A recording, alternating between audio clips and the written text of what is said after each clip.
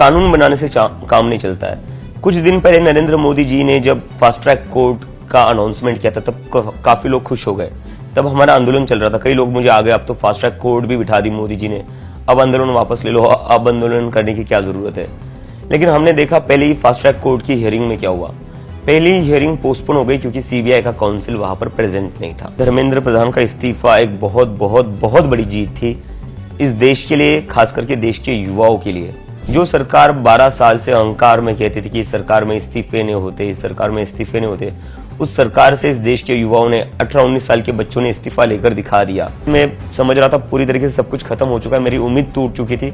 वहां पर इन्हीं लोगों ने मुझे मेरी उम्मीद वापस दी। धमकियां मुझे ऐसे आती थी कि आंदोलन तू ये कॉकरोच जनता पार्टी बंद कर दे वरना देख तेरा क्या करेंगे, बीजेपी ज्वाइन कर ले, अच्छा रहेगा तेरे लिए, अगर ऐसा ही करता रहेगा तो तुझे पता है हम लोग क्या हश्र करते हैं। जो नए शिक्षा मंत्री उसकी वजह से जेनजी तो काफी ज्यादा अपमानित फील कर रहे होंगे। 1 महीने तक कोई ऐसी गड़बड़ नहीं हुई थी।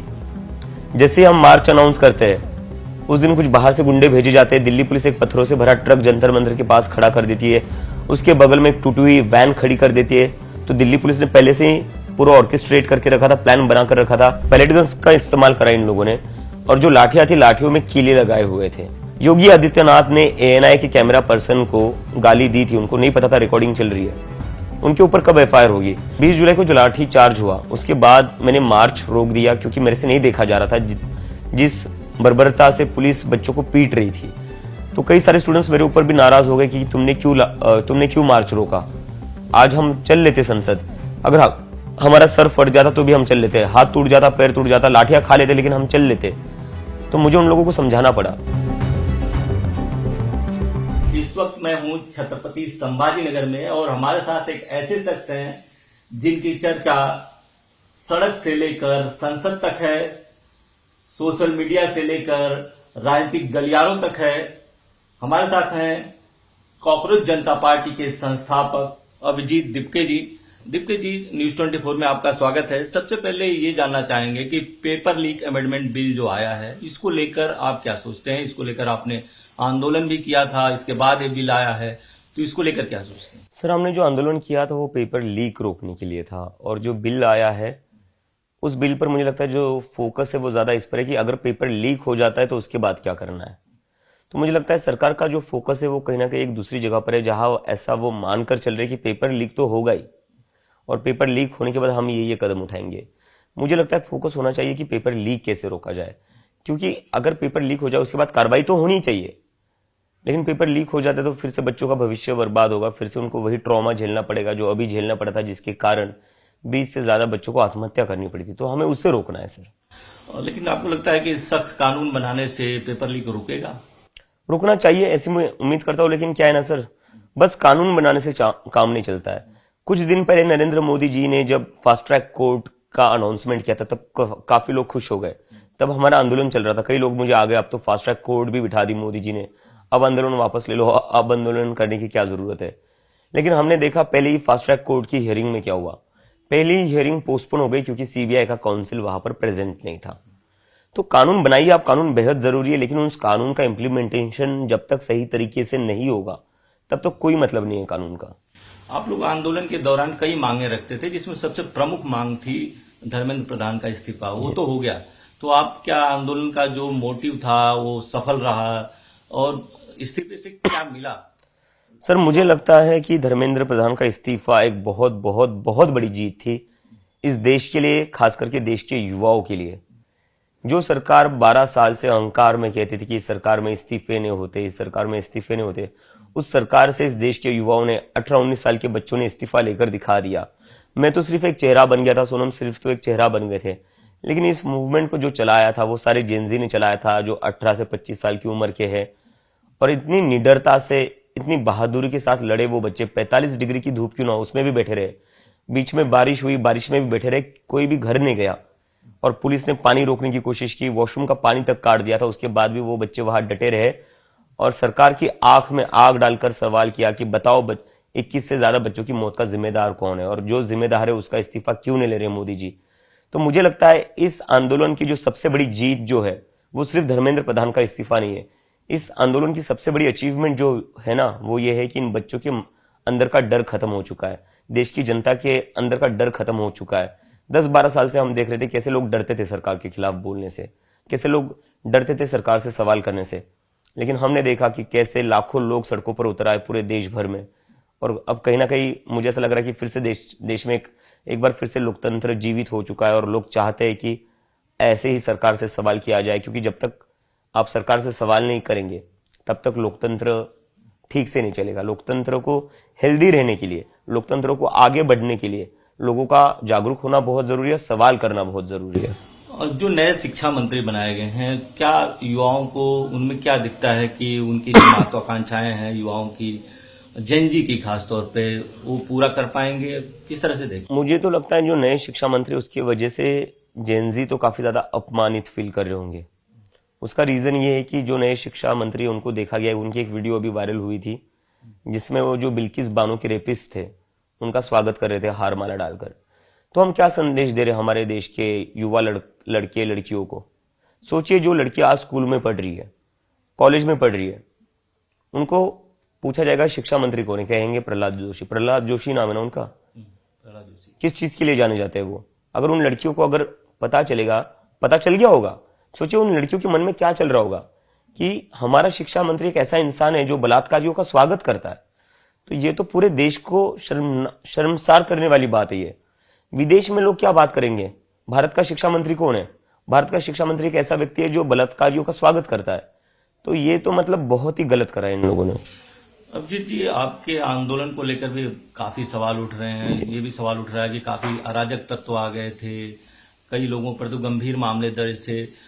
इसको कैसे देखते हैं और इसकी जिम्मेदारी किसकी थी? क्या आंदोलन जो करता है उसकी जिम्मेदारी होती है? इसमें 2-3 चीजें मैं बता देता हूँ। मैं पहले दिन से कह रहा था, जब से आंदोलन शुरू हुआ मैं उसी दिन से कह रहा था कि बाहर से गुंडे भेजे जाएंगे हमारे आंदोलन को खराब करने के लिए, बदनाम करने के लिए, और वैसा ही हुआ।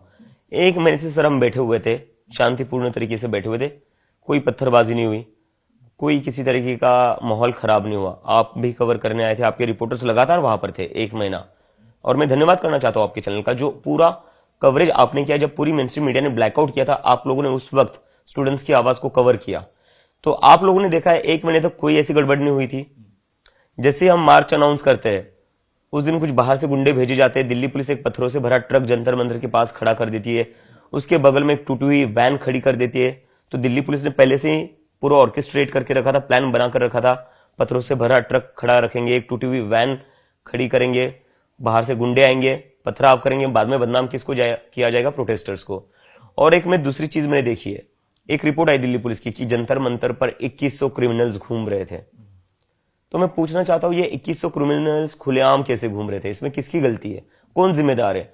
और दूसरी चीज, जिस जंतर मंतर पर मुझे बिना चेकिंग के एंट्री नहीं मिलती थी, आप भी अगर आए होंगे, आपके रिपोर्टर्स भी अगर आए होंगे, उनकी भी चेकिंग हुई है ना सर? हुई या नहीं हुई है? तो ये 2100 क्रिमिनल्स की बिना चेकिंग की एंट्री कैसे हुई? तो दिल्ली पुलिस पहले इसका जवाब दे दे। अब दिल्ली पुलिस पे ही सवाल उठा रहे हैं। दिल्ली पुलिस पर लगातार राहुल गांधी भी सवाल उठा रहे हैं, पैलेट गन के इस्तेमाल को लेकर सवाल उठा रहे हैं, गृह मंत्री पर सवाल उठा रहे हैं। इसको कैसे देखते हैं? क्या पैलेट गन का इस्तेमाल आपको भी लगता है कि हुआ है? बिल्कुल हुआ है सर। मतलब इसमें शक किस बात का है?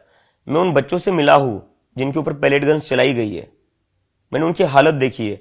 अभी एक लड़का अभी भी हॉस्पिटल में है, उसकी आंख की रोशनी जा सकती है, उसका ऑपरेशन चल रहा है। तो पैलेट गन्स का इस्तेमाल करा इन लोगों ने। और जो लाठियां थी, लाठियों में कीले लगाए हुए थे। हम देखते जब भी कोई राजनीतिक दल प्रोटेस्ट करता है तो पुलिस उनको रोकने के लिए क्या करती है? वाटर कैनन गन्स का इस्तेमाल करती है। जब राजनीतिक दलों का आंदोलन होता है तब आप वाटर कैनन गन्स इस्तेमाल करते हो, लेकिन जब छात्र थे, 18-19 साल के बच्चे थे, उनके लिए आपने पैलेट गन्स क्यों इस्तेमाल की? उनके लिए आपने लाठियां क्यों चलाई जिसमें कीले लगे हुए थे? और लाठियां भी पुलिस ने पैरों पर नहीं मारी है, सीधा सर पर मारी है। 12-12 साल की लड़की का सर फोड़ा है दिल्ली के पुलिस ऑफिसर्स ने। और ये किसके इशारे पर हुआ है? दिल्ली पुलिस किसके अंडर काम करती है? अमित शाह के अंडर काम करती है। और मैंने देखा है जिस तरीके से पुलिस लाठियां चला रही थी, पुलिस चाहती थी कि किसी ना किसी स्टूडेंट की जान चली जाए। क्योंकि क्यों चला रहे थे वो? ऐसा क्यों कर रहे थे? इतनी बेरहमी से क्यों मार रहे थे? उनको एक मैसेज देना था कि तुम्हें हम इतना मारेंगे कि तुम्हारी हिम्मत नहीं होगी फिर से आंदोलन करने की, प्रोटेस्ट करने की, सरकार से सवाल करने की। लेकिन ये भी जेनजी है। पुलिस ने लाठियां चलाई, बर्बरता दिखाई, खून बहाया, लेकिन इस जेनजी ने रिस्पॉन्ड कैसे किया? ये जेनजी 2 गुनी नंबर में बाहर आया और पुलिस वालों पर, सरकार पर, अमित शाह पर, नरेंद्र मोदी पर मीम्स बनाने लगा। और ये बहुत ही खूबसूरत चीज थी, जहां से आप बच्चों का खून बहा रहे हो, जहां पर आप बच्चों को बेरहमी से पीट रहे हो और वो बच्चे आपके ऊपर मीम्स बना रहे हैं। बड़ी संख्या में बच्चे आए थे। कुछ बच्चों ने, ऐसा प्रधानमंत्री का कहना है कि उनकी माँ को भी गाली दी। कई जगहों पर रील्स में दिख भी रहा है कि बच्चे ज्यादा आक्रामक हैं, माँ को भी गाली दे रहे हैं प्रधानमंत्री के। प्रधानमंत्री का कहना है कि उन्होंने उन बच्चों को माफ कर दिया। इसके बावजूद कुछ जगहों पर देखा जा रहा है कि बच्चे हों, बच्चियां हों, चाहे रुचिका सिंह का मामला हो, सब पे ढूंढ ढूंढ कर केस दर्ज किया जा रहा है, एफआईआर दर्ज किया जा रहा है। तो आप एज ए सीजेपी लीडर कैसे देखते हैं इसको? रुचिका की उम्र क्या है? 15 साल है। 15 साल की बच्ची ने कोई अपशब्द इस्तेमाल कर दिया, मैं उसका समर्थन नहीं करता। पहली बात मैं ये क्लियर कर दूं, मैं उसका समर्थन नहीं करता उस भाषा का। सार्वजनिक जीवन में मुझे नहीं लगता है गाली गलौज करनी चाहिए, लेकिन क्या हम गालियों पर एफआईआर करेंगे? गाली देना is not a criminal offence. India के लॉ में क्रिमिनल ऑफेंस नहीं है गाली देना। और अगर हम गाली देने पर एफआईआर करने आ जाएंगे तो इस देश में कौन सा ऐसा घर है जहां पर गाली नहीं दी जाती? हर घर में गाली गलौज होती है। कौन सा घर है? और घर ही क्या, पार्लियामेंट की बात मैं करूं तो पार्लियामेंट में भी बीजेपी के सांसद गाली गलौज करते हैं।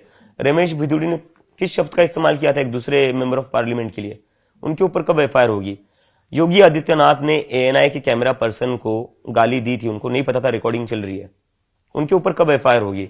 नरेंद्र मोदी ने 50 करोड़ की गर्लफ्रेंड ऐसा एक शब्द इस्तेमाल किया था, इसका क्या मतलब होता है? इसके ऊपर कब एफआईआर होगी?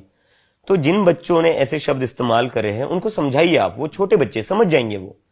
लेकिन इन छोटे बच्चों के पीछे आप पूरी स्टेट मशीनरी लगा दे रहे हो, पूरी पुलिस लगा दे रहे हो, बीजेपी के नेता उनको टारगेट कर रहे हैं, बीजेपी का पूरा आईटी सेल उनको टारगेट कर रहा है, रेप की धमकियां मिल रही है उस 15 साल की बच्ची को। तो ये आपके संस्कार है? उस लड़की ने अगर कोई गलत शब्द का इस्तेमाल किया उसे समझाइए आप। 15 साल की है वो, समझ जाएगी वो। 15 साल की उम्र में कौन गलतियां नहीं करते? हम सारी गलतियां करते हैं, तो उसको समझाइए। लेकिन अगर एफआईआर करने लग जाएंगे तो कैसे चलेगा? फिर तो बीजेपी के नेताओं पर सबसे पहले एफआईआर होनी चाहिए, बीजेपी के आईटी सेल पर एफआईआर होनी चाहिए, जो इतने सालों से लड़कियों को ऑनलाइन गंदी गंदी गालियां देते और बायो में लिखते हैं followed by PM Modi. Abhijit ji, इस अगर ये पूरे आंदोलन की बात करें तो इस आंदोलन में पुलिस वालों को भी काफी चोटें आई हैं, इसके बारे में आप क्या सोचते हैं? मैंने पहले ही कहा था, बाहर से गुंडे भेजे जाएंगे जो ऐसी हरकत करेंगे और बाद में सीजेपी के सपोर्टर्स को बदनाम करेंगे। हम 1 महीने से बैठे हुए थे, किस पुलिस वाले पर हमला हुआ? हमारी तरफ से तो ऐसी कोई चीज नहीं हुई। ये सारे बाहर से जानबूझकर भेजे गए हुए लोग थे हमारे आंदोलन को खराब करने के लिए। एक अभिनेत्री इस समय चर्चा में है, कंगना रनौत। आपने फिल्में देखी होंगी उनकी। वो जेन जी को गटर जनरेशन कहती हैं, इस पर आपकी सोच क्या है? आप क्या कह रहे हैं? इस पर मैं ज्यादा कुछ बोलूंगा नहीं। मुझे लगता है उनकी फिल्में आजकल चल नहीं रही है, इसलिए वो ऐसी चीजें कर रही है जिससे वो न्यूज में बनी रहे, लाइमलाइट में बनी रहे। इसके अलावा बाबा रामदेव हैं। बाबा रामदेव कहते हैं कि इससे देश की जो आंदोलन हुआ है, इससे देश की जो छवि है विदेशों में खराब हुई है। तो आप तो विदेश में भी रहे हैं, वहां पढ़े भी हैं, तो आप कैसे देखते हैं, क्या इससे विदेश में छवि खराब हुई है? मुझे लगता है विदेश में देश की छवि किस चीज के वजह से खराब हुई आपको पता है? मैंने न्यूयॉर्क टाइम्स पढ़ा, मैंने अल जजीरा पढ़ा, जितने भी विदेश के न्यूज आउटलेट से मैंने वो सारे पढ़े पिछले कुछ दिनों में। हर न्यूज आउटलेट में ये चीज आ रही है कि किस तरीके से दिल्ली पुलिस ने बच्चों पर लाठियां चलाई, किस तरीके से दिल्ली पुलिस ने लड़कियों को बेरहमी से पीटा। देश की छवि उससे खराब होती है। देश की छवि सरकार से सवाल पूछने से खराब नहीं होती है। देश की छवि एक लोकतंत्र में आंदोलन करने से खराब नहीं होती है। देश की छवि तब खराब होती है जब नरेंद्र मोदी, अमित शाह पुलिस वालों को ऑर्डर देते हो कि बच्चों का सड़कों पर खून बहाओ, लाठियों में कीले लगाकर इनको पीटो, इनके ऊपर पैलेट गन्स चलाओ। और बाबा रामदेव जी से मैं कहना चाहता हूं, सर आप अपने पतंजलि के प्रोडक्ट्स पर थोड़ा फोकस करिए। वो प्रोडक्ट्स बहुत ही ज्यादा खराब है, फॉल्टी, ये सुप्रीम कोर्ट ने भी कहा है। अभिजीत जी, आप अमेरिका में भी पढ़े हैं, इंडिया में भी पढ़े हैं, शिक्षा व्यवस्था में क्या अंतर है? और आप इतने सारे जेन जी से भी डील कर रहे हैं, तो जेन जी क्या सोचता है कि शिक्षा व्यवस्था में क्या बदलाव होना चाहिए? मुझे जो एक सबसे बड़ा अंतर लगा अमेरिका की शिक्षा व्यवस्था में और भारत की शिक्षा व्यवस्था में, वो है पब्लिक स्कूलिंग का। वहां पर जो पब्लिक स्कूलिंग है वो काफी अच्छी है, बहुत ही अच्छे पब्लिक स्कूल से, मतलब सरकारी स्कूल जिसको कहते हैं, सरकारी स्कूल्स वहां पर बहुत अच्छे हैं। मतलब हमारे यहाँ के जो सबसे महंगे से महंगे प्राइवेट स्कूल होंगे ना, उससे भी बढ़िया वहां पर पब्लिक स्कूल है। एजुकेशन को वहां पर बस आपके मार्क्स अच्छे आने चाहिए उस तक लिमिटेड नहीं रखा है। आप एज ए ह्यूमन बीइंग आप एज ए सिटीजन कितना ज्यादा ग्रो कर सकते हो, उस पर ज्यादा फोकस किया जाता है। जैसे मैं रेसिज्म का उदाहरण देता हूं। अमेरिका में बच्चों को शुरुआत से ही, बचपन से ही पढ़ाया जाता है कि रेसिज्म होता क्या है। और रेसिज्म के क्या क्या कॉन्सिक्वेंसेस हो सकते हैं और रेसिज्म क्यों नहीं करना चाहिए। एक तरीके से उनको सेंसिटिव बनाया जाता है रेसिज्म की तरफ। और इसलिए आप देखेंगे कि अमेरिका में अब उतना रेसिज्म नहीं है जितना पहले हुआ करता था, क्योंकि उनके स्कूल में उनको अवेयर कराया गया है। और वहां पर मतलब फोकस ज्यादा यही रहता है कि आप कैसे बेहतर इंसान बन सकते हैं। हमारे यहाँ जो एजुकेशन सिस्टम है वो ग्रेड्स तक लिमिटेड हो चुका है। हमारे यहाँ मॉरल साइंस की किताब होती है, इतनी सी किताब होती है, जब मैं स्कूल में था इतनी सी थी, 25 मार्क की एग्जाम होती है। मॉरल साइंस में आपकी इंसान की मोरालिटी डिसाइड होती है, आप वहां पर मोरालिटी शेप कर सकते हो, उस पर हम फोकस ही नहीं देते। सिविक्स की किताब आती थी जिसमें हमारे सारे अधिकार लिखे गए हुए, जिसमें संविधान के बारे में लिखा गया है, जिसमें देश की राजनीति कैसे तय होती है, कैसे सरकार बनती है, वो दिखाया गया है। वो किताब कितने पेजेस की होती है? 50 पेजेस की इतनी सी किताब होती है वो। तो जहां पर देश का नागरिक बनने के लिए आपको क्या क्या करना चाहिए, एक अच्छा नागरिक बनने के लिए क्या क्या करना चाहिए, एक अच्छा इंसान बनने के लिए आपको क्या क्या करना चाहिए, वो हमारी किताबें बहुत छोटी है, 25-25 मार्क के एग्जाम्स होते हैं। लेकिन हमारा ज्यादा फोकस रहता है साइंस, मैथ्स जरूरी है, वो भी बहुत जरूरी है, बेहद जरूरी है, क्योंकि साइंस और मैथ्स से ही दुनिया आगे बढ़ेगी। लेकिन दुनिया को जितने साइंस और मैथ्स की जरूरत है उतने ही अच्छे नागरिक और अच्छे इंसानों की भी जरूरत है। तो हमारा वो एक थोड़ा मुझे लगता है कमी है, ये मैंने खुद बचपन में पढ़ते हुए भी फील किया है। और दूसरा कि हमारा स्कूलिंग इंफ्रास्ट्रक्चर बहुत ज्यादा खराब है। हमारे यहाँ टीचर, अमेरिका में जब मैंने टीचर्स को देखा है, मेरे खुद के जो प्रोफेसर्स थे उनको पढ़ाना पसंद था, उनका वो ड्रीम जॉब था। हमारे देश में मुझे लगता है बहुत ही कम टीचर्स ऐसे होंगे जिनका ड्रीम जॉब था कि मुझे टीचर बनना है। हमारे यहाँ टीचिंग लोग करते हैं घर चलाने के लिए, पढ़ाते हैं घर चलाने के लिए। हमें उसे बदलना पड़ेगा। हमें लोगों को दिखाना पड़ेगा कि टीचिंग कितना एक नोबल कॉज है। टीचिंग से आप कल का समाज शेप कर रहे हो, और उन टीचर्स को हमें रिस्पेक्ट देनी पड़ेगी। उनको हमें बताना पड़ेगा कि आपका जो काम है वो देश बनाने का काम है, आप भविष्य बना रहे हो देश का। अमेरिका में मैंने वो देखा है, टीचर्स की बहुत ही डिग्निफाइड लाइफ है। हमारे यहाँ टीचर्स की क्या लाइफ है सर? इतनी लंबी लंबी घंटों की ड्यूटी करते हैं, उसके बाद सरकार उनको दूसरे और कामों में लगा देती है, इलेक्शन की ड्यूटी में लगा देती है, वो लगा देती है। अमेरिका में ये सब नहीं होता है। लेकिन अभिजीत जी, देखा गया कि सरकारी स्कूलों में ज्यादा पैसे पाते हैं टीचर और प्राइवेट स्कूलों में कम पाते हैं, लेकिन पढ़ाई यहाँ पे प्राइवेट स्कूलों में ज्यादा अच्छी होती है, सरकारी में कम होती है। तो इसको लेकर भी कुछ करने की जरूरत है। मैनेजमेंट ना सर, प्राइवेट स्कूलों में मैनेजमेंट होता है क्योंकि वहां पर प्रॉफिट और बिजनेस है। सरकार को यह समझ में नहीं आ रहा है। मैंने कह रहा कि सरकारी स्कूल को प्रॉफिट और बिजनेस बना दो, लेकिन ध्यान देना पड़ेगा ना। इन लोगों का ध्यान ही नहीं है। पिछले आई थिंक 10 साल में 94,000 से ज्यादा सरकारी स्कूल बंद कर दिए गए। तो इससे ही पता चलता है सरकार की प्राथमिकता क्या है। एक सरकारी स्कूल मुझे बता दीजिए जिसकी छत ना टपकती हो। एक सरकारी स्कूल मुझे बता दीजिए जहां पर अच्छे बेंचेस लगे हुए, अच्छे बोर्ड्स लगे हुए, टीचर्स वक्त पर आते हैं या इनफ टीचिंग स्टाफ है। ध्यान ही नहीं देती है ना सरकार। सरकार ने बस जो पुरानी इमारतें बनी थी सरकारी स्कूल की, उसको बस नाम के लिए चला कर रखा है। उसमें कुछ नहीं होता है। बच्चे आज भी दरी बिछाकर बैठते हैं, कोई पढ़ाई नहीं होती है। ये मुझे कैसे पता है?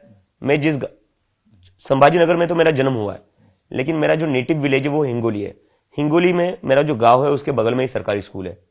वो सरकारी स्कूल में आज भी बेंचेस नहीं लगी हुई है, आज भी छत टपकती है, और बच्चों को आज भी पढ़ाई के नाम पर कुछ नहीं दिया जाता है। टीचर्स आते नहीं है, बच्चे बस जाते हैं वहां पर, और वहां पर जो उनको खिचड़ी मिलती है वो खिचड़ी लेकर घर आ जाते हैं। सर यह तो हाल है हमारे देश में सरकारी स्कूलों का। एक सबसे बड़ा सवाल और जो सबसे पहला सवाल होना चाहिए कि कॉकरोच जनता पार्टी का ख्याल कैसे आया आपको? इसका क्रेडिट मैं पूरी तरीके से हमारे जो चीफ जस्टिस ऑफ इंडिया है सूर्यकांत जी, उनको देना चाहता हूं। अगर वो कॉकरोच शब्द का इस्तेमाल नहीं करते इस देश के युवाओं को इंसल्ट करने के लिए, तो शायद से कॉकरोच जनता पार्टी का एग्जिस्टेंस नहीं होता, ना मैं इंडिया में आता, ना इतना बड़ा आंदोलन होता, और शायद से धर्मेंद्र प्रधान आज भी अपनी कुर्सी पर बने रहते। तो ये जो पार्टी है आंदोलन तक सीमित है या चुनावी राजनीति में भी जाएगी? चुनावी राजनीति में जाने का हमारा अभी कोई ऐसा उद्देश्य नहीं है, क्योंकि सर जाकर करेंगे क्या? आप देख रहे क्या हो रखा है चुनाव में। एक समय हुआ करता था जब देश में वोटर्स डिसाइड करते थे सरकार किसकी बनेगी। आज क्या हो रहा है? आज सरकार डिसाइड कर रही है वोट कौन करेगा और वोट कौन नहीं करेगा। तो चुनावी राजनीति का तो यह हाल है। और दूसरा, लोगों के मन में भी ना भरोसा उठता जा रहा है। क्यों? लोग वोट किसी को करते हैं, सरकार किसी और की बन जाती है। किसी को अपना एमएलए चुनते, एमपी चुनते सुबह, वो शाम को किसी और पार्टी में होता है। तो क्या चल रहा है हमारी चुनावी राजनीति में? और दूसरा, इलेक्शन कमीशन के ऊपर भी लोगों का भरोसा कंप्लीटली उठ चुका है। बंगाल में जो election commission chief election commission officer थे वो बाद में बंगाल बीजेपी जीतने के बाद वहां की सरकार में वो मुझे लगता है चीफ सेक्रेटरी या कुछ अपॉइंट किए जाते हैं। तो इलेक्शन कमीशन इतना ओपनली कॉम्प्रोमाइज्ड है तो कौन भरोसा करेगा इस प्रक्रिया में। क्या आपको लगता है दल बदल कानून और सख्त होना चाहिए? बिल्कुल सख्त होनी चाहिए और जो दल बदल करता है मुझे लगता है उसके ऊपर बैन लगना चाहिए कि उसके बाद वो इलेक्शन ना लड़ सकता है ना कोई पब्लिक ऑफिस में बैठ सकता है। कई सारे सवाल उठ रहे हैं, जैसे बीजेपी की तरफ से बात करें तो बार बार ये आप पे आरोप लगाया जाता है कि आप आम आदमी पार्टी के समर्थक हो या आम आदमी पार्टी के ज्यादा करीब हो, तो इसको कैसे डिफाइन करेंगे? कैसे आप अपने बचाव में क्या कहेंगे कि आम आदमी पार्टी से आप नहीं जुड़े हुए? मैंने जो बताया ये बात तो मैंने खुद यूएस में रहते हुए सबसे पहले मैंने ही जाहिर की थी कि मैंने आम आदमी पार्टी के साथ मेरे पास्ट में काम किया है। 2020 से लेकर 2023 तक मुझे लगता है मैं उनके साथ जुड़ा हुआ था और मैंने काम किया, इसमें कोई शर्म की बात नहीं है। आम आदमी पार्टी के साथ ही काम कर रहा था, किसी आतंकवादी संगठन के साथ तो काम नहीं कर रहा था, तो उसमें तो कोई छुपाने वाली बात ही नहीं जो मैंने खुलकर सामने रखी है। उनके साथ मैंने एक टाइम पर काम किया था, अच्छा था। अभी एक में दूसरी मूवमेंट मैंने क्रिएट कर दी है, एक हो गई है, मैंने तो क्रिएट भी नहीं करी है, एक्सीडेंटली हो गई है। अब मेरी पूरी जो जिम्मेदारी है उस मूवमेंट की तरफ है और मुझे उस मूवमेंट की तरफ ईमानदार रहना है और उसे इंडिपेंडेंट रखना, ये मेरी सबसे जिम्मेदारी जो मैं रखूंगा। क्योंकि अगर मैं उस मूवमेंट को इंडिपेंडेंट नहीं रखूंगा तो ये लोग मुझे कभी माफ नहीं करेंगे। पश्चिमी मीडिया आपको एक्सीडेंटल हीरो मान रहे हैं, इसको कैसे देखते हैं आप? एज ए कम्प्लीमेंट देखते हैं, कैसे देखते हैं? मुझे इस हीरो वर्ड से प्रॉब्लम है सर, मैं ये हर जगह बोल रहा हूँ, मैं सारे जिंदगी को भी कह रहा हूँ, मुझे इस हीरो वर्ड से प्रॉब्लम है। क्योंकि मैंने बचपन से मैं देखता आया हूँ, ये गलती मेरे से भी हुई थी। जब मैं छोटा था मैं क्रिकेटर्स को बहुत बड़ा हीरो मानता था, लेकिन जब बात आती है कुछ बोलने की तो कोई कुछ बोलता नहीं है। तो मुझे इस हीरो वर्ड से बहुत बड़ी प्रॉब्लम है क्योंकि मैंने अपने देश में देखा है, हमारे देश में ना लोगों को एक आदत है, रातों रात हम किसी को हीरो बना देते हैं और रातों रात हम उसकी पूजा करने लग जाते हैं और हम उसको खुद से बड़ा बना देते हैं। हम उसकी इतनी इज्जत करते हैं जितनी हम खुद की नहीं करते और उसकी वजह से क्या होता है, वो लोग हमारी इज्जत नहीं करते। फिर जब हमें जरूरत रहती है तब वो हमारे लिए आवाज नहीं उठाते। लेकिन इसकी जिम्मेदार भी तो हम ही ना। क्यों हम किसी और को इतना बड़ा बना देते, खुद से बड़ा बना देते? क्यों हम उसकी इज्जत अपने से ज्यादा, अपने आप की जो इज्जत है उससे भी ज्यादा उसको इज्जत देते? ये गलत है। इसकी वजह से क्या होता है ना, जिसको आप बड़ा बना देते हो ना वो भी खुद को भगवान समझने लगता है, फिर वो भी आपको कम आंकता है, वो भी आपको छोटी नजरों से देखता है। तो ये बंद होना चाहिए इस देश में। एक्सीडेंटली कॉकरोच जनता पार्टी का प्लेटफॉर्म मेरे से बन गया, एक्सीडेंटली लोग उससे जुड़ गए और एक्सीडेंटली ये आंदोलन हुआ और एक्सीडेंटली सक्सेसफुल भी हुआ। उसके लिए मैं बहुत बहुत शुक्रगुजार हूं सारे ही लोगों का जिन्होंने इतने बड़े नंबर्स में समर्थन दिया और उनके बिना ये नहीं हो पाता। लेकिन ये हीरो शब्द का इस्तेमाल नहीं होना चाहिए कहीं पर। आप इतने दिन आंदोलन किए, कोई ऐसा फेज जिसके बाद आपको लगा हो कि अब सब कुछ खत्म हो रहा है, आंदोलन ज्यादा लंबा नहीं टिक पाएगा? 20 जुलाई की जो रात थी, 20 जुलाई को बहुत सारे लोग आ चुके थे, मुझे तो पता भी नहीं था जाइमर्स लगे हुए हैं। मुझे रात को पता चला कि पूरी दिल्ली भर गई थी। लेकिन 20 जुलाई को जो लाठी चार्ज हुआ उसके बाद मैंने मार्च रोक दिया क्योंकि मेरे से नहीं देखा जा रहा था जिस बर्बरता से पुलिस बच्चों को पीट रही थी। तो कई सारे स्टूडेंट्स मेरे ऊपर भी नाराज हो गए कि तुमने क्यों मार्च रोका। आज हम चल लेते संसद, अगर हमारा सर फट जाता तो भी हम चल लेते, हाथ टूट जाता, पैर टूट जाता, लाठियां खा लेते, लेकिन हम चल लेते। तो मुझे उन लोगों को समझाना पड़ा कि पुलिस इंस्ट्रक्शंस लेकर आई है कि स्टूडेंट्स को मारो, किसी भी हाल में मारो, इतना मारो कि इनकी हिम्मत नहीं होनी चाहिए फिर से आंदोलन करने की। तो पुलिस को नहीं फिक्र थी आपकी जान की। पुलिस का बस चले तो किसी की जान भी ले सकती थी। क्या एक्शन होगा? कोई एक्शन नहीं होगा पुलिस के ऊपर। इतने इसके बाद भी क्या एक्शन लिया गया है? तो मुझे उन लोगों को समझाना पड़ा कि सरकार को और पुलिस को आपकी जान की चिंता नहीं है, लेकिन हमें तो है ना। ऑलरेडी पेपर लीक के कारण 21 से ज्यादा बच्चों ने आत्महत्या करी। मैं नहीं चाहता था किसी और की जान चली जाए, क्योंकि मेरे सामने जिन बच्चों को पीटा गया था वो देखकर ही कहीं ना कहीं मुझे खराब लगा, क्योंकि मैं तो सर पहली बार आंदोलन कर रहा था, मैंने पहली बार ऐसा देखा। तो मेरे से वो देखा नहीं गया, इसलिए मैंने मार्च रोक दिया, जिसकी वजह से लोग नाराज हो गए। और मार्च रोकने के बाद कई सारे लोग निकल गए, मीडिया वाले भी सारे चले गए, पुलिस वाले भी निकल गए। तो 20 जुलाई की रात को मुझे लगता है 9 साढ़े 9 बजे मैं अकेला बैठा हुआ था फुटपाथ पर। वहां पर बिजली काटी गई थी, केरला हाउस जो था उसके बगल में मैं बैठा हुआ था। बिजली भी काटी थी पुलिस ने, तो किसी को मैं दिखाई भी नहीं दे रहा था। कुछ 10-12 लोग थे, लेकिन वो मुझे पहचान नहीं पा रहे थे क्योंकि पूरा अंधेरा था। मैं फुटपाथ पर अकेला बैठा हुआ था, सर पकड़ करके अपना सब खत्म हो गया। और मुझे कहीं ना कहीं ऐसा लगा कि ये मेरा फेलियर है, मैं फेल हो चुका हूं। इस आंदोलन को 1 महीने तक जारी रखा, लेकिन आज मैं फेल हो चुका हूं और ये आंदोलन अब खत्म हो गया है। अब मैं क्या करूंगा? अब मैं किस मुंह से लोगों के पास जाऊंगा? और मैं क्या बोलूँगा आप लोगों को। तो मैं फुटपाथ पर बैठकर थोड़ी आंखों में आंसू भी आ रहे थे, इतनी सारी मेहनत एक झटके में बर्बाद हो गई। तो मेरा एक टीम का मेंबर आया, कहता है कि भैया यहाँ क्यों बैठे हो, घर चलो। तो मैंने बोला यार मेरा घर जाने का मन नहीं मान रहा है। तो कहते भैया हम लड़े, हमसे जितना हो सकता था हमने किया, लोगों ने भी साथ दिया, लेकिन अब लोग भी चले गए, कोई नहीं रुका है यहाँ पर, अंधेरा हो चुका है, आप कब तक ऐसे बैठे रहोगे। मैंने बोला अगर मुझे यहाँ से उठाना है तो पुलिस को मुझे गिरफ्तार करना पड़ेगा, मैं नहीं छोड़ूंगा जंतर मंतर। तो कहते आप करोगे क्या। मैंने बोला मुझे नहीं पता यार मैं क्या करूंगा, अभी मैं बहुत ही ज्यादा डिस्टर्ब हूँ। आज जो मैंने देखा बच्चों को जिस तरीके से पीटा उससे मैं बहुत ही ज्यादा डिस्टर्ब हूँ और मुझे समझ नहीं आ रहा है करना क्या है, मुझे नहीं पता। तो तुम मेरे से सवाल मत पूछो, आज मेरे पास तुम्हें देने के लिए मेरे पास आज कोई जवाब नहीं है। तो उसने कहा ठीक है भैया अगर आप बैठोगे तो मैं भी बैठा रहता हूँ। तो हम दोनों बैठे रहे। फिर कुछ लोगों ने मुझे पहचाना, उन्होंने बोला अरे अभिजीत है, वो अभिजीत बैठा हुआ है फुटपाथ पर। तो उन लोगों ने जैसे जैसे मुझे देखा, मुझे पहचानने लगे, तो मेरे पास कुछ 20-25 लोग आकर बैठ गए। और फिर वो लोगों ने बोला कि सर आगे क्या करना है। तो पहले तो सबसे पहले मैंने उन लोगों से माफी मांगी कि मुझे माफ कर दीजिए, मेरी वजह से आज इतना सब कुछ ये हुआ और ये आंदोलन कहीं ना कहीं फेल हो गया, तो मैं माफी चाहता हूँ, लेकिन मेरे पास आज आपको देने के लिए जवाब नहीं है। मुझे उन लोगों के आंखों में सवाल दिख रहे थे, निराशा दिख रही थी। तो उन्होंने बोला कि नहीं आप बता दीजिए करना क्या है। मैंने बोला मुझे नहीं पता। तो उन्होंने कहा कि आप क्या करोगे। मैंने बोला मैं जंतर मंतर पर बैठा रहूंगा, मैं जाऊंगा नहीं यहाँ से। तो उन्होंने कहा अगर आप बैठोगे तो हम भी बैठे रहेंगे।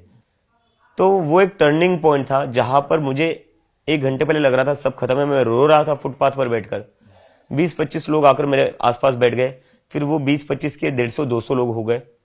फिर जैसे 150-200 लोग हो गए मेरा भी हौसला बढ़ गया कहीं ना कहीं, और जो मेरी एक उम्मीद पूरी तरह खत्म हो चुकी थी वो उम्मीद मेरी फिर से जाग गई कि नहीं लोग अभी भी है साथ में। और फिर मैंने बोला चलो वापस चलते, स्टेज पर चलते हैं। तो पुलिस वाले भी वहां पर नहीं थे, उनको भी लगा अब मैं घर चला जाऊंगा, तो वो लोग भी निकल रहे थे। तो उस मौके का फायदा उठाकर मैं जंतर मंतर पर फिर से जाकर बैठ गया और 10 मिनट के अंदर सर जंतर मंतर पूरा भर गया, 10 मिनट के अंदर। तो ये जो टर्निंग पॉइंट था ये मुझे जिंदगी भर याद रहेगा, जहां पर कैसे मैं समझ रहा था पूरी तरीके से सब कुछ खत्म हो चुका है, मेरी उम्मीद टूट चुकी थी, वहां पर इन्हीं लोगों ने मुझे मेरी उम्मीद वापस दी। सोनम वांगचुक जी ने जब अपना अनशन वापस लिया तब आपको कैसा, मतलब आपको लगा कि ये आंदोलन लंबा चलेगा, क्योंकि वो भी एक बड़ा फेज थे? नहीं बिल्कुल, हमने तो पहले से ये डिसाइड करके रखा था और हम सर से बार बार रिक्वेस्ट भी कर रहे थे कि सर आप अपना अनशन तोड़ दीजिए, आपकी जान इस देश के लिए बहुत कीमती है, आपकी जान इस देश की शिक्षा व्यवस्था के लिए बहुत कीमती है, we can not afford to lose you. ये मैं सर को बार बार कहता था और मैं सर को ये भी कहता था आप अनशन तोड़ दीजिए, आंदोलन आगे रखने की जिम्मेदारी हमारी है। तो आपको बताकर उन्होंने अनशन तोड़ा था? नहीं, हमारी तो बातचीत नहीं हो रही थी, क्योंकि सरकार जो थी उन्होंने एक तरीके से सर को किडनैप करके रखा था। सर की जो वाइफ थी जब वो उनसे मिलने जाती थी तो उनको भी मोबाइल फोन लेने नहीं दिया जाता था। मैंने सर से मिलने का ट्राई करा था, मुझे भी जाने नहीं दिया। हमारी टीम के लोग गए थे, उनको भी मिलने नहीं दिया। अपोजिशन के एमपीज थे वो मिलना चाहते थे, उनको भी मिलने नहीं दिया। बस जेपी नड्डा मिल पा रहे थे और कोई नहीं मिल पा रहा था। तो एक तरीके से किडनैप करके रखा था उन्हें। आप जब अमेरिका में थे तब आपके परिवार को धमकियां भी आती थी सोशल मीडिया पर, और बताया जाता है कि बीजेपी ज्वाइन करने का दबाव था। किस तरह की धमकियां आती थी, क्या दबाव था? धमकियां मुझे ऐसी आती थी कि आंदोलन तू ये कॉकरोच जनता पार्टी बंद कर दे, वरना देख तेरा क्या करेंगे, बीजेपी ज्वाइन कर ले, अच्छा रहेगा तेरे लिए, अगर ऐसा ही करता रहेगा तो तुझे पता है हम लोग क्या हश्र करते हैं। तो इस टाइप की मुझे बहुत सारी धमकियां मिली थी, लेकिन मुझे पता था ये धमकियां तो मिलनी है। लेकिन मैं अमेरिका में था इसलिए मुझे मेरे माँ बाप के लिए बहुत ज्यादा डर लग रहा था। मुझे अपनी चिंता नहीं थी, लेकिन माँ बाप के लिए बहुत ज्यादा डर था। तो उसी के कारण मुझे मेरे माँ बाप को भी अपने घर से निकालकर दूसरी जगह भेजना पड़ा फॉर देयर सेफ्टी। तो एक बहुत ही मुश्किल समय था हमारे पूरे परिवार के लिए। अगर देखा जाए तो आपके का जो आंदोलन था, आपके स्टेज पर अपोजिशन पार्टी के लगभग सभी पार्टियों के नेता है। किस पार्टी से आपकी जो विचारधारा है वो थोड़ा नजदीक पाते हैं आप, किस पार्टी से? नहीं, हमारी जो विचारधारा है वो किसी पार्टी के नजदीक है ऐसा मैं नहीं कहूंगा, संविधान के नजदीक है। हम लोग डेमोक्रेसी में बिलीव करते हैं, हम लोग सेक्युलरिज्म में बिलीव करते हैं, हम लोग सोशल जस्टिस में बिलीव करते हैं। तो हमारी जो विचारधारा है वो वही विचारधारा है जो इस देश में संविधान में डॉक्टर बाबा साहेब अम्बेडकर ने लिखी है। तो सीजेपी का जो काम था, जो आंदोलन आपने किया, वो पूरा हो चुका है? आपको लगता है कि जो आपकी डिमांड है वो पूरी हो चुकी है, या आगे भी कोई आंदोलन हो सकता है? नहीं, हमारी जो सबसे बड़ी डिमांड थी वो तो पूरी हो चुकी है, लेकिन हम अभी भी इंतजार कर रहे हैं कि 1 करोड़ का कंपनसेशन जो है वो नीट के बच्चों ने जिन्होंने आत्महत्या करी थी उनके परिवारों को वो कंपनसेशन मिले। मुझे समझ नहीं आ रहा है सरकार इतना देर क्यों लगा रही है। जब बात सरकार गिराने की होती है आप रातों रात गिरा देते हो, जब बात बात एमएलए एमपी खरीदने की होती है तब आप सैकड़ों करोड़ एक रात में फेंक कर एमपी और एमएलए खरीद लेते हो। लेकिन जहां बात पीड़ितों के परिवारों को 1 करोड़ देने की होती है तब आप कह रहे हो कि रूल्स और नॉर्म्स थोड़े देखने पड़ेंगे। ये रूल्स और नॉर्म्स आपको सरकार गिराने में याद नहीं आते, एमपी एमएलए खरीदने में याद नहीं आते? अभी जब पीड़ित परिवारों को जनता के लिए कुछ करना है तो आपको रूल्स और नॉर्म्स याद आते हैं। एमपी एमएलए खरीदने की बात हो रही थी। महाराष्ट्र में दोनों शिवसेना आपके ज्यादा संपर्क में है, चाहे उद्धव जी आपके स्टेज पर गए, लगातार यहाँ पर भी फोन करके हाल चाल ले रहे हैं परिवार का। शिवसेना शिंदे गुट के लोग भी लगातार आपसे मिल रहे हैं, कोई ऑफर भी मिल रहा है? नहीं, ऑफर मुझे अभी तक किसी ने ऐसा कोई नहीं दिया और इसलिए मैं बहुत ज्यादा इज्जत करता हूँ उन सारे लोगों की जो मुझे मिलने आए। किसी ने भी ऑफर नहीं दिया। वो बस एक ही चीज कहकर गए मेरे से कि जो मुद्दा उठाया था वो मुद्दा काफी अच्छा था, देश के भविष्य के लिए बहुत जरूरी मुद्दा था और जिस तरीके से तुम सारे यंग बच्चे लड़े हो ये बहुत बहादुरी वाली बात है, बहुत ही गर्व करने वाली बात है। और वो यही बोल रहे थे कि जो हम लोगों से नहीं हो सका वो इस देश के बच्चों ने कर दिखाया। तो इसके लिए मैं उन लोगों की काफी इज्जत करता हूँ कि उन्होंने कहीं पर भी अपना पॉलिटिकल एजेंडा नहीं रखा, उन्होंने बस स्टूडेंट्स को सपोर्ट किया और स्टूडेंट्स को कॉन्ग्रेचुलेट किया। हर माँ बाप की चिंता होती है कि बच्चा हमारा सेटल हो जाए, जॉब को लेके सेटल हो जाए, परिवार में शादी कर ले सेटल हो जाए। आपकी माँ का कहीं इंटरव्यू सुन रहा था, शादी की बात कर रही थी, तो क्या दिसंबर जनवरी तक कोई प्लान है शादी का? नहीं सर, अभी ऐसा कुछ सोचा नहीं है। लेकिन वही होता ना, एक मिडिल क्लास फैमिली में कुछ भी हो जाए, कोई कितना कुछ भी कर ले, मिडिल क्लास फैमिली की सबसे बड़ी चिंता क्या होती है? बेटा बेटी शादी कब करेंगे। तो वैसे मेरे माँ बाप के दिमाग में भी वही चलता है कि अब शादी कब करेगा। बट देखते हैं, अभी तो ऐसा सोचा नहीं, देखते। लेकिन तो ये थे अभिजीत दिप्ते जी, जिन्होंने शिक्षा व्यवस्था से लेकर राजनीतिक एजेंडा तक हर सवालों का जवाब दिया। छत्रपति संभाजीनगर से कैमरामैन दिलीप अवेरे के साथ इंद्रजीत सिंह, न्यूज़ 24, छत्रपति संभाजीनगर।